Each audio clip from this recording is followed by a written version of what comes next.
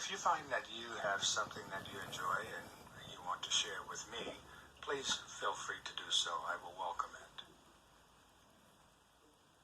While confined here in the Birmingham City Jail, I came across your recent statement calling my present activities unwise and untimely. Seldom do I pause to answer criticism of my work and ideas.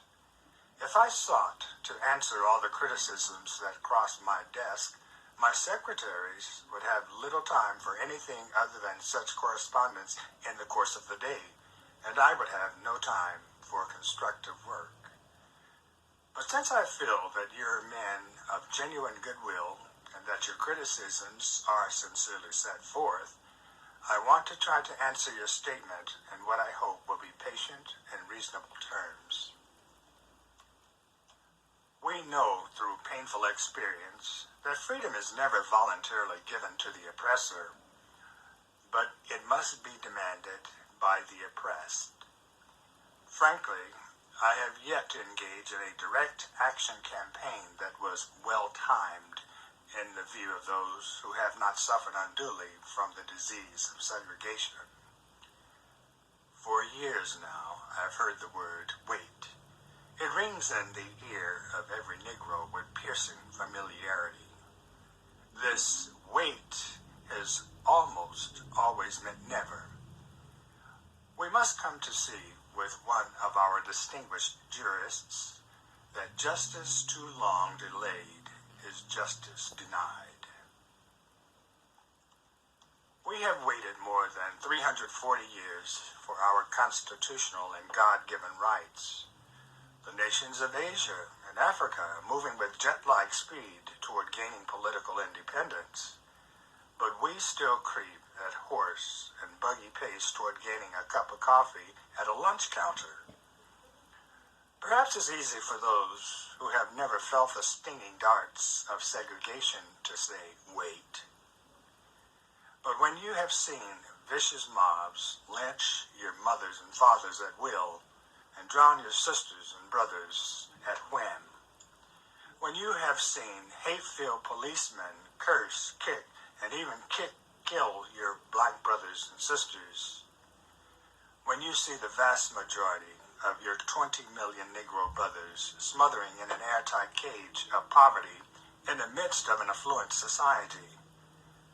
When you suddenly find your tongue twisted and your speech stammering as you seek to explain to your 6-year-old daughter why she can't go to the public amusement, which has just been advertised on television, and see tears welling up in her eyes when she is told that Funtown is closed to colored people, and see ominous clouds of inferiority beginning to form in her little mental sky, and see her beginning to distort her personality by developing an unconscious bitterness toward white people.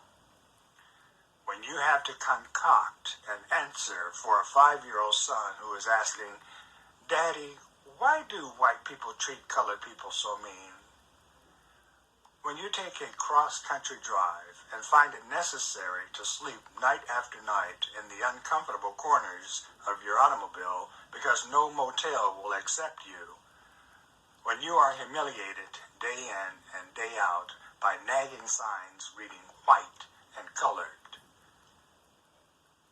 When your first name becomes nigger, your middle name becomes boy, however old you are, and your last name becomes John, and your wife and mother are never given the respected title Mrs.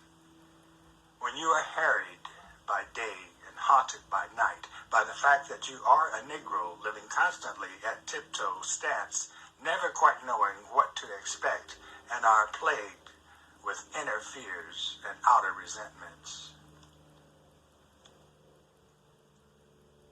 When you are forever fighting a degenerating sense of nobodiness, then you will understand why we find it difficult to wait.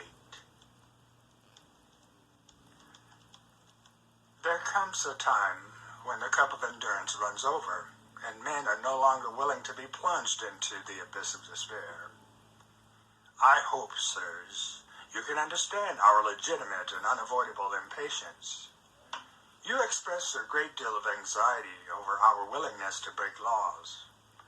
This is certainly a legitimate concern, since we so diligently urge people to obey the Supreme Court's decision of 1954 outlawing segregation in the public schools. At first glance, it may seem rather paradoxical for us unconsciously to break laws. One may well ask, how can you advocate breaking some laws and obeying others? The answer lies in the fact that there are two types of laws, just and unjust. I would be the first to advocate obeying just laws. One has not only a legal but a moral responsibility to obey just laws. Conversely, one has a moral law responsibility to disobey unjust laws. I would agree with St. Augustine that an unjust law is no law at all. I wish you had commended the Negro sit-inners and demonstrators of Birmingham for their sublime courage, their willingness to suffer, and their amazing discipline in the midst of great provocation. One day, the South will recognize its real leaders, its real heroes. They will be the James Merediths with the noble sense of purpose that enables them to face jeering and hostile mobs, and with the agonizing loneliness that characterizes the life of a pioneer. They will be old, oppressed, battered Negro women, symbolized in a 72-year-old woman in Montgomery, Alabama, who rose up with a sense of dignity and with her people decided not to ride segregated buses, and who responded with ungrammatical profundity to one of the inquired ones about her weariness.